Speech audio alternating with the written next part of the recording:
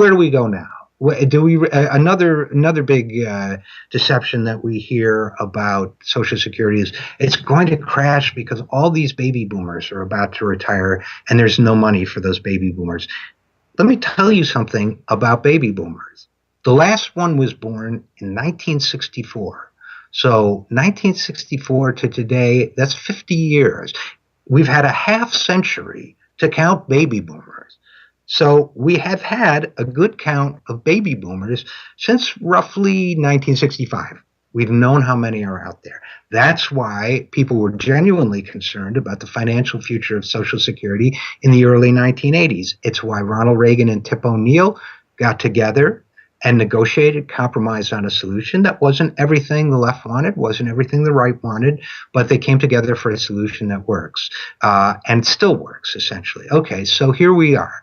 We are today. We worked out the baby boomer problem more than enough in the early 1980s. And a lot of people forget when we worked out that baby boomer problem, we did raise the retirement age. People keep talking about raising the retirement age. We raised it. It's going up. I'm not going to retire at 65. If you're younger than me, which many of you are, you're not going to retire at 65 either. In fact, it's going up to age 67. So that one's been addressed. We've already solved the baby boomer problem. And by the way, I would hearken back to our interview in the last hour with Joe Williams, the reporter who found himself selling shoes at a sporting goods store. Now, Joe Williams talked about the fact in his Atlantic article, which I urge you all to read, that at age 50, he found himself standing on his feet all day and is subject to all sorts of humiliations of having his backpack searched and so on. But standing on his feet all day, he said he found it physically grueling. Imagine how that feels at age 67.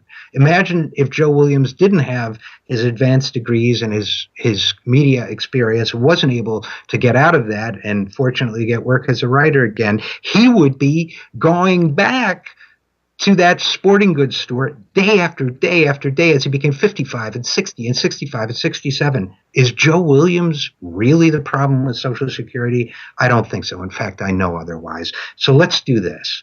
Let's talk about strengthening Social Security. Let's stop the confusion, the lies, the deception from the people like Abby Huntsman. Let's do more than that. Let's ask MSNBC to publish a retraction, to just tell us, no, Abby Huntsman gave you misinformation, misinterpreted the facts on life expectancy in the United States.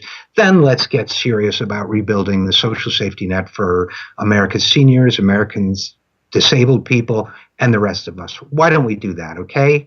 In the meantime, we're going to take a break. We'll be right back after this. I'm Richard Eskow, and this is The Zero Hour.